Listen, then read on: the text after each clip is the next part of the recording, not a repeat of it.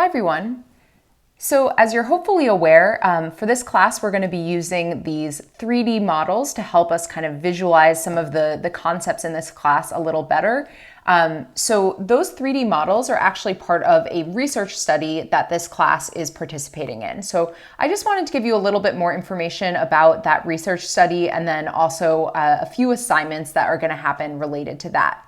So if you look in the week 2 module, you'll see a text heading that says research study, and we're going to be going through all 3 of these links together. So first link is going to have a link to this video, and then it's also just going to give you a little bit of information, just sort of roughly what's going on. So basically, Whatcom Community College is organizing this study, an NSF-funded study. It's involving multiple colleges in Washington State. Big picture, basically, it's looking at how students' spatial reasoning skills change throughout the course of Calculus 2, and also looking at how students think about conceptual questions related to Calculus 2.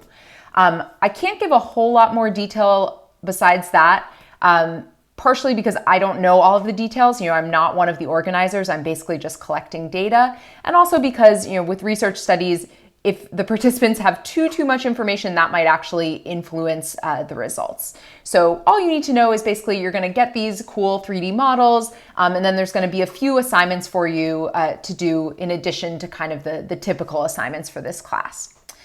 So getting to that, what are you actually going to need to do for this study? Well, the first thing is you're going to need to pick up the 3D model kits, or as I mentioned before, if you live outside of Washington State, you can have them shipped to you.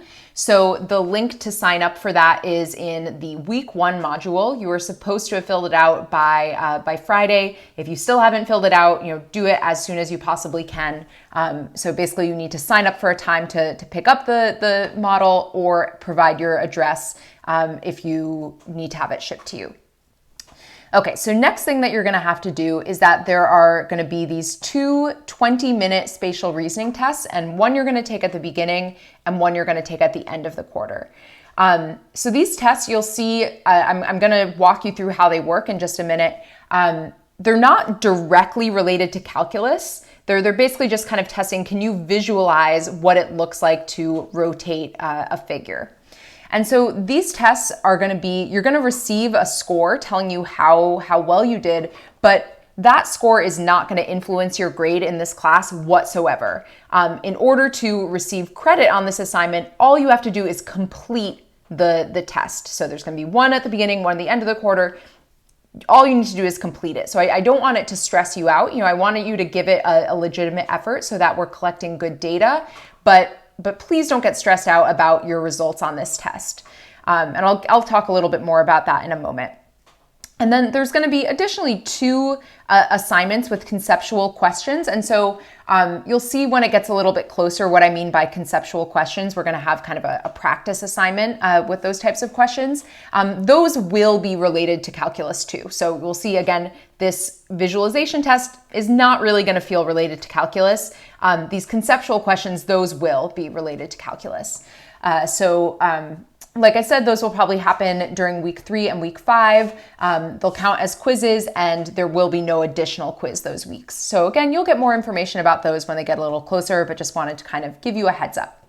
And that's really all that's involved. So, I want you to be aware of what's going on, but again, I don't think it will be too stressful. And really, honestly, I think it'll be cool that you'll get to play around with these 3D models. Okay, so let me go back to the section of the module where we had all this stuff. So the next thing I want you to do after kind of reading through this study information is go to this sample question. So this is going to show you what the rotation visualization test is like. So I'm going to click preview. For you, you'll be able to actually just click start.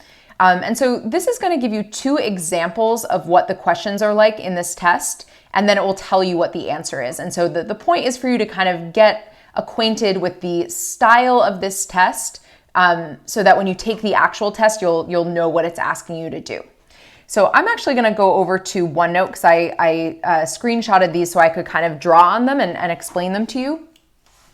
So basically, your goal with these is to start by looking at these two figures. So, ignore these for a moment, just look at the first two, and you need to figure out like, what would you need to do to this first figure in order to make it look like this figure? So what kind of a rotation are you doing?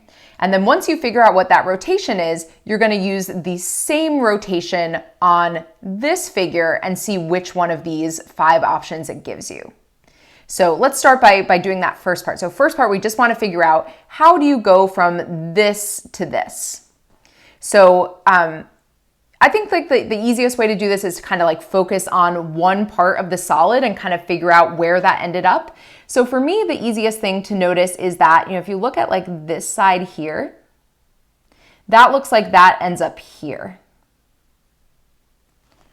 right? And so how would you go from, having that side be kind of on this one side to having it be on this other side? Well, you would rotate this figure 90 degrees in the clockwise direction. So basically you're going to take this figure and rotate it like this, 90 degrees, right? Like picture taking that first thing, picking it up, twisting it clockwise until that purple part ends up here instead of where it originally was.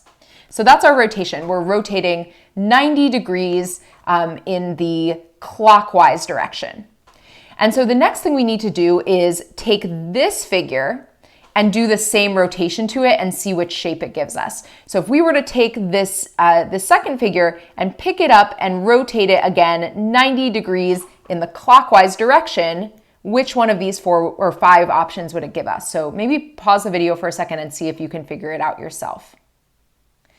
So that would give us choice D, right? That's what this third option would look like, or this third figure would look like if you picked it up and rotated it 90 degrees clockwise.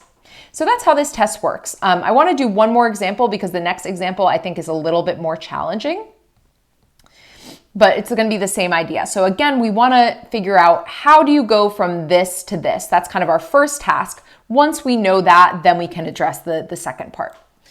Okay, so like I said, I think this one is definitely a little bit trickier. Again, I like to kind of pick a part to focus on and see where that part ended up. So maybe let's focus on this side here.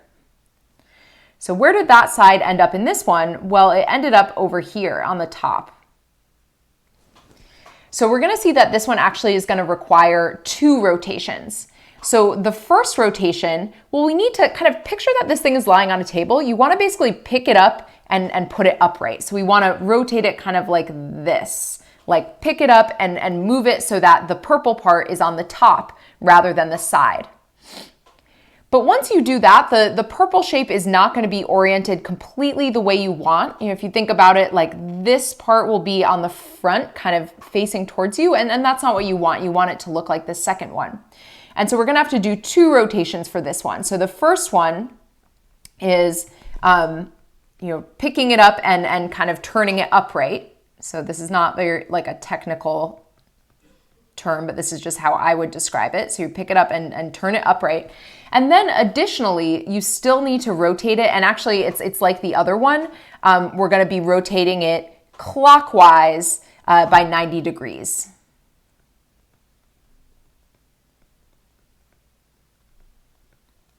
Okay, so now we want to take that same procedure and apply it to this figure. So first thing we're going to do is turn it upright. So it's going to be kind of look taller, right? Instead of looking kind of lower to the table or surface that it's placed on. And then we take it and we rotate it 90 degrees clockwise. So again, maybe pause the video and see if you can figure out which of those it's going to give us. So the correct answer for this one is B, right? Because so first you get it vertical, and so it's going to be either B, C, or D. Those are the only ones that have that kind of taller orientation. D doesn't make sense. That's kind of upside down. And if you just kind of think about what would it look like, where would this side end up if you rotate it clockwise, that side would end up here. And so that's why the correct answer is B. So that's how this test works. I just want to say up front, this is hard for a lot of people. This is hard for me. I actually find this very, very challenging. I really don't want you to get discouraged if you don't do well on this test. It's really not important, or I shouldn't say that, but it doesn't correlate directly with how you're going to do in this class. Like I said, I find this really difficult, and I feel like I understand the material in Calculus 2 very well. So it's definitely not necessary for you to do well on this to do well in calculus. It's just something that we want to kind of assess. How do you compare? How does your performance on this compare at the beginning and the end of the quarter? Okay, so those were the sample questions. So those, as I showed you, you find in the module section. So let me go back to that. That's not actually going to be, you're not going to have like a score recorded on that or anything, but I would recommend kind of just going through it. And then the actual test is down here. So that's a visualization of rotations. Again, it's going to be very similar style of questions. There are 30 of them. I know that that's kind of a lot, but please just do your best. There's a 20-minute time limit. So, you only have to spend 20 minutes of your life on this. If you absolutely hate it, it'll be over within 20 minutes. So yeah, give it your best effort, and you'll get 10 out of 10 on a quiz, basically, if you just complete it, regardless of what your actual score is. All right, that is it. Definitely feel free to send me an email if you have any questions about this, and yeah, see you all later.